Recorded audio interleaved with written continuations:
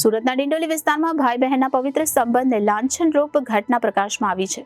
મજૂરી કામ કરતા દંપતી 4 મહિના પહેલા કામ ઉપર ગયા હતા ત્યારે તેમના 16 વર્ષના પુત્રએ તેની 13 વર્ષની બહેન પાસે સેક્સની માંગણી કરી બળજબરી કરી વાસના સંતોષી હતી।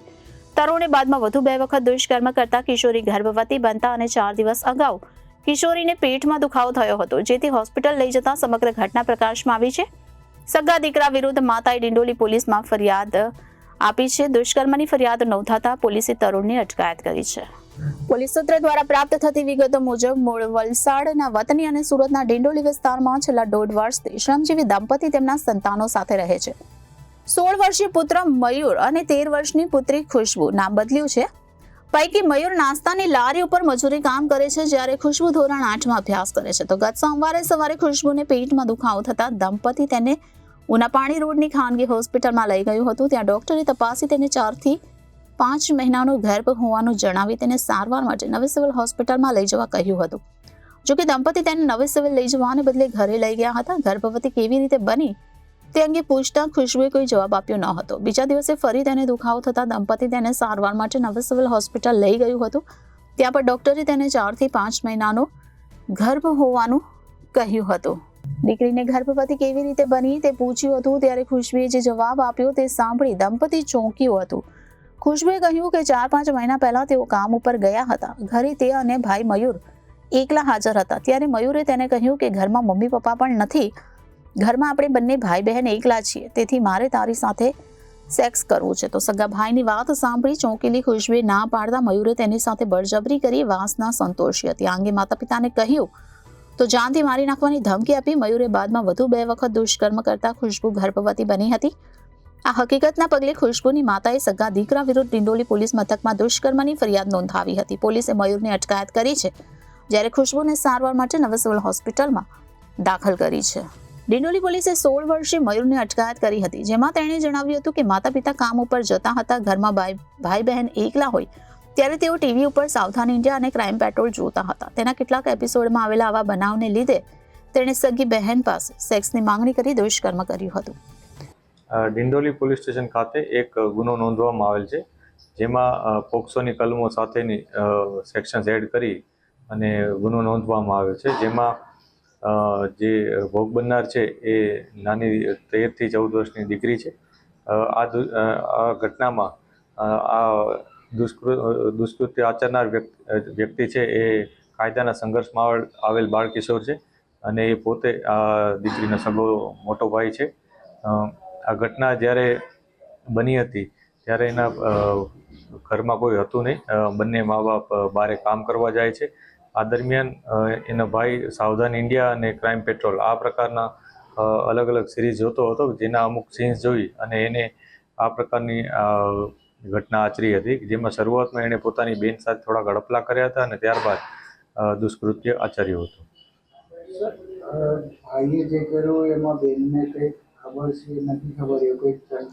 આ જે ઘટના બની છે એમાં સગા ભાઈએ આ પ્રકારની ઘટના આચરેલ છે, પરંતુ જે દીકરી છે ખૂબ નાની છે, એને આ પ્રકારની કોઈ પણ બાબતની બહુ સૂઝબૂઝ હોય અથવા જાણકારી હોય એવું જણાતું નથી અને શરૂઆતમાં એણે અડપલા કર્યા હતા અને ત્યારબાદ આગળ આખું કૃત્ય આચર્યું હતું। અને જ્યારે આ દીકરીને પેટમાં દુખ્યું હતું ત્યારે એને પોતાના મધરને જણાવ્યું હતું। એના મધર એને મેડિકલમાં ચેકઅપ માટે લઈ ગયા ત્યારે ત્યાં એ લોકોને ખ્યાલ આવ્યો હતો કે દીકરી સાથે આ પ્રકારની ઘટના બની છે। જે અનુસંધાને તેઓએ મેડિકલમાંથી જે પોલીસને જાણ કરવાની આવે એ જાણ કરી હતી। પોલીસને જાણ કર્યા બાદ શરૂઆતમાં જે કાયદાના સંઘર્ષમાં આવેલ બાળ કિશોર છે એની આઈડેન્ટિટી આ લોકોએ છુપાવી હતી, પરંતુ ઊંડાણપૂર્વકની પૂછપરછમાં અમને ખ્યાલ આવ્યો હતો કે આમાં સમગ્ર ઘટના પાછળ એમનો સગો મોટો ભાઈ જ છે કે જેણે આ કૃત્ય આચરેલ છે। સર, આ સિરિયલ જોઈને કહ્યું છે એના માટે એવા ઘણા છોકરાઓ ઘરે એકલા હોય છે, એના માટે કોઈ એવા જે મમ્મી પપ્પાની સંદેશ છે કે સમગ્ર ઘટના એક તપાસ માંગી લેતી ઘટના છે કે જેમાં કોઈ આ પ્રકારનું કૃત્ય આચરનાર એ પોતે પણ કાયદાના સંઘર્ષમાં આવેલ બાળ કિશોર છે અને કોઈ પણ જાતના અમુક પ્રકારના સીન હોય છે અથવા અમુક પ્રકારની જે સિરીઝ અથવા અમુક પ્રકારના મૂવીઝ હોય છે જેનાથી પ્રભાવિત થઈ જતા હોય છે, પરંતુ આ સમગ્ર સાયકોલોજીકલ વિભાગની ઘટના છે, જેમાં અમે આ માટે જે સાયકોલોજીના જે એક્સપર્ટ હોય છે એનો પણ સંપર્ક કરી રહ્યા છીએ અને એનો દ્વારા પણ આમાં કંઈક અમને જો માહિતી મળે તો એની અમે તપાસ કરી રહ્યા છીએ. આ પ્રકારની જે બનાવ બને છે એ જોતાં એવું જણાય છે કે આ પ્રકારના જે સિરીઝ અને આ પ્રકારના વિડીયોઝ અથવા મૂવીઝ જે બાળકોથી દૂર રહે એ માટે મા બાપે ધ્યાન રાખવું જોઈએ. મા બાપ જ્યારે બહાર કામ કરવા જાય છે ત્યારે બાળકો પાછળથી કયા પ્રકારના વિડીયોઝ જોવે છે, મોબાઈલમાં શું જોવે છે, એ પ્રકારનું ધ્યાન ચોક્કસ રાખવું જોઈએ. આ ઘટનામાં પણ આ જ્યારે ફક્ત સિરીઝની વાત નથી, પરંતુ રાતના જ્યારે એમના ફાધર ઘરે આવતા હતા ત્યારે એના ફાધરના મોબાઈલમાં પણ એણે પોતે જે બાળકિશોર છે એણે પોતે ફોન જોવાનો પ્રયાસ કરેલો હતો. એટલે આ પ્રકારની વસ્તુ પણ પોલીસની સામે આવી છે. પરંતુ જે એવિડન્સના પોઈન્ટ્સ છે એ અમે તમામ વેરીફાઈ કરી રહ્યા છીએ અને એને તપાસમાં આગળ અમે કન્સિડર કરીશું. પરંતુ લોકો માટે આ ચોક્કસ એક મેસેજ છે કે લોકોએ આ પ્રકારના ઘટના ઘરમાં જ ન બને એ માટે ખાસ કાળજી રાખવી જોઈએ, જેથી પોતાની નાના બાળકો દીકરીઓની સેફટી રાખી શકાય. સર, આરોપીએ દુષ્કર્મ આચરવા પહેલા કોઈ અશ્લીલ વિડીયો જોયા હતા એવું કંઈ કે ધ્યાને?